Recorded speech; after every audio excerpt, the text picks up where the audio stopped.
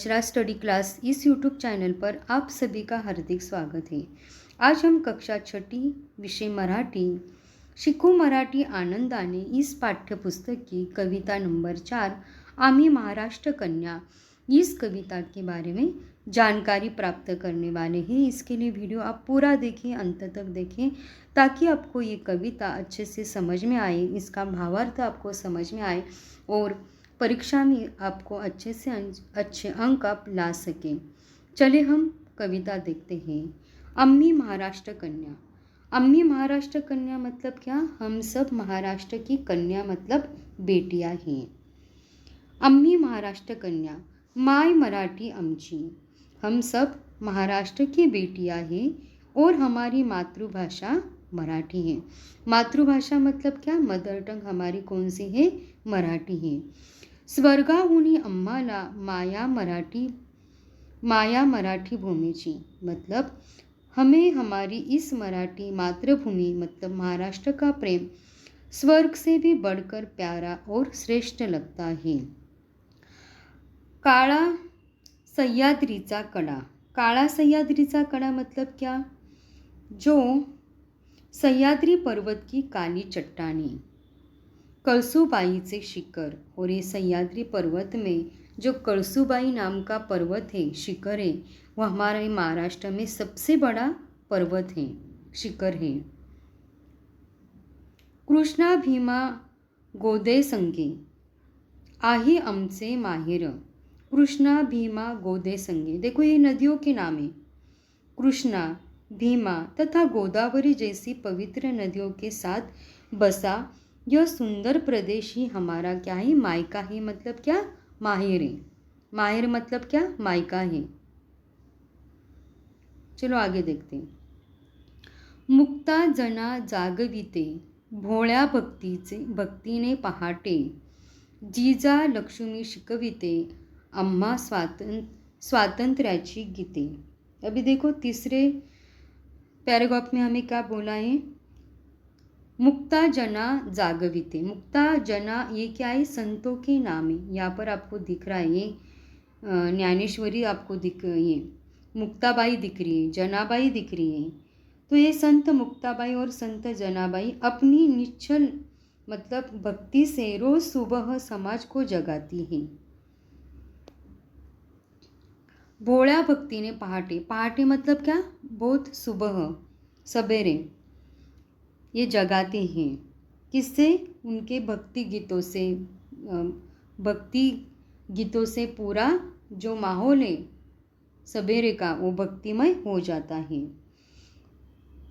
जीजा लक्ष्मी शिकविते। जीजा लक्ष्मी मतलब क्या? जो जीजाबाई और लक्ष्मीबाई। आपको तो मालूम है जीजाबाई मतलब क्या? जो हमारे शिवाजी महाराज हैं, उनके माताजी का नाम क्या है? जीजाबाई। और लक्ष्मीबाई आपको तो मालूम है झांसी की रानी लक्ष्मीबाई। आपको यहाँ पर चित्र दिख रहा है। ये चित्र में देखो घोड़े पर जो बैठी है, उसके पीछे जो बच्चा उसने बांधा है वो झांसी की लक्ष्मीबाई है। वही राजमाता जिजाऊ और झांसी की रानी लक्ष्मीबाई हमें आज़ादी और स्वाभिमान का पाठ सिखाती हैं। जब भी स्वराज्य हमारे महाराष्ट्र में जो मुगलों का राज्य था तो उनको दूर भगाने के लिए जो शोभा है उन्होंने स्वराज्य की स्थापना की और उन्होंने पूरे संस्कार किससे ने? अपनी जो माता है जीजा माता, राजमाता, उनसे ली है। और जो हमारी झांसी की रानी लक्ष्मीबाई है उन्होंने आज़ादी के टाइम पर अपना छोटे बच्चों का भी ख्याल नहीं किया और वो लड़ी, बहुत लड़ी। और ऐसे हम इस देश में हम रहते हैं। अवघ्या भारताची सेवा। अवघ्या भारताची सेवा जिजा लक्ष्मी शिकविते आम्हा स्वातंत्र्याची गीते। मना कळा या जाईच्या परी मायभूमीसाठी, करू हाताची ही ढाल बाळ बांधून या पाठी।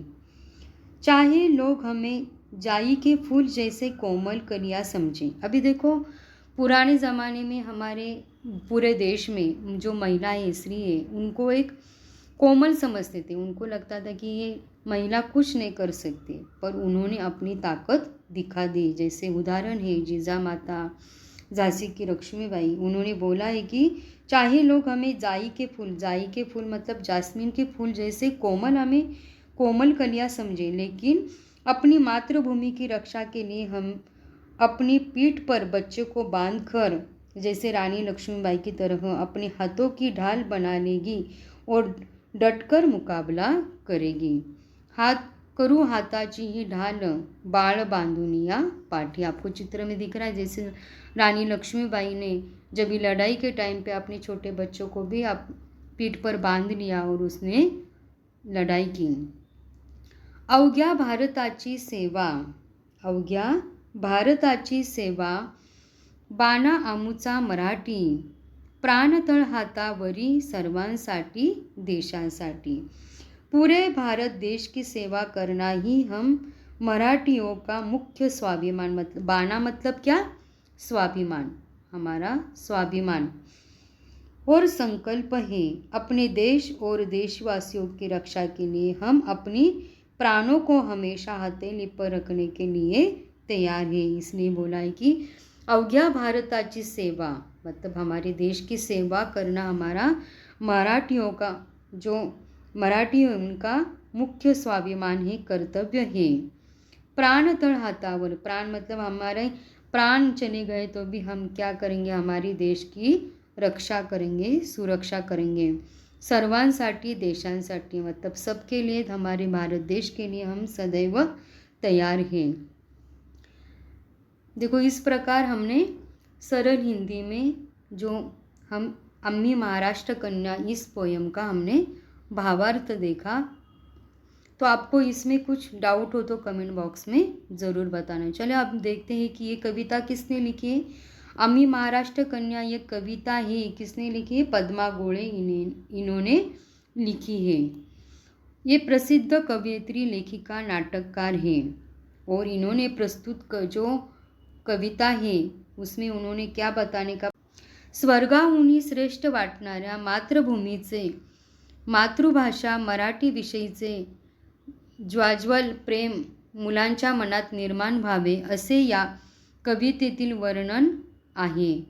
भक्तीची पहाट जागवणाऱ्या संत मुक्ताबाई, संत जनाबाई, स्वातंत्र्याची शिकवण देणाऱ्या राजमाता जिजाबाई, राणी लक्ष्मीबाई या महाराष्ट्र कन्या प्रसिद्ध आहे।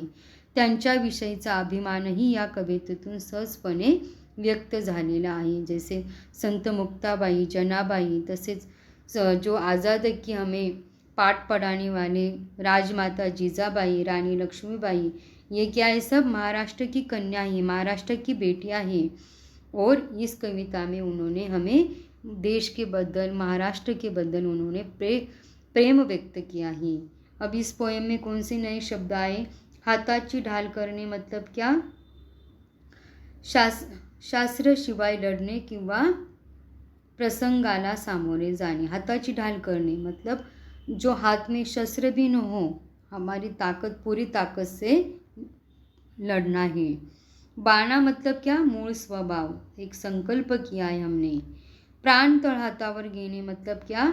एक मुहावरा है, वाक्प्रचार है। प्राण तळ हातावर घेणे मतलब प्राणाची पर्वा न करने मतलब जान की परवाह न करना। देखो इस प्रकार आज हमने जो शिकू मराठी आनंदाने इसमें की जो 4 नंबर की पोयम है अम्मी महाराष्ट्र कन्या, इस कविता के बारे में हमने जानकारी प्राप्त की। अगले वीडियो में हम इस कविता के प्रश्न उत्तर देखेंगे और कविता का गायन किस प्रकार करते हैं वो भी हम देखेंगे, सीखेंगे। तो आपको ये वीडियो कैसे लगा कमेंट बॉक्स में ज़रूर बताना। वीडियो को ज़्यादा से ज़्यादा लाइक करना, शेयर करना। अगर आप हमारे यशराज स्टडीज़ क्लास इस यूट्यूब चैनल पर नए हो तो चैनल को ज़रूर सब्सक्राइब कीजिए और बेल आइकन को प्रेस कीजिए ताकि आपको इसी प्रकार के नए नए वीडियो की जानकारी प्राप्त हो सके। धन्यवाद।